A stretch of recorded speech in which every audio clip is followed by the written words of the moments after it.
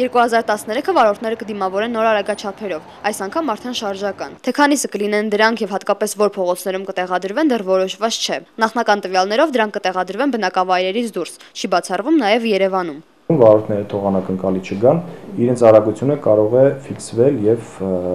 համապատասխան վարչական դույժեր նշանակվեն։ Տվյալ պարագայում վարորդը արդեն չի իմանա, որ հատվածում է տեղադրված արագաչափ սարքը։ Շարժական արագաչափերն ունենալու են այս տեսքը. վարորդներին արդեն լավ ծանոթ արագաչափերից տարբերվում են միայն նրանով, որ դրանք հնարավոր է տեղադրել այն փողոցներում, որտեղ ամենաշատն է գերազանցվում արագությունը։ Կարող է 1 ժամ լինի այս փողոցի վրա, հետո 2 ժամ լինի ուրիշ փողոցի վրա։ Շարժական արագաչափերի տեղադրումը ամանորյա միակ անակնկալը չէ վարորդների համար։ Մինչև տարվա վերջ կգործարկվեն 65 արագաչափ եւ 50 խաչմերուկներ տեղադրված տեսախցիկներով։ Տեսանկարահանող սարքերը կտեղադրվեն միայն մայրաքաղաքում, այն խաչմերուկներում, որտեղ ավելի հաճախ են խցանումներ եւ պատահարներ լինում։ Իսկ արագաչափերն էլ արդեն նույն ձևի ստատիստիկայի վրա հիմնվելով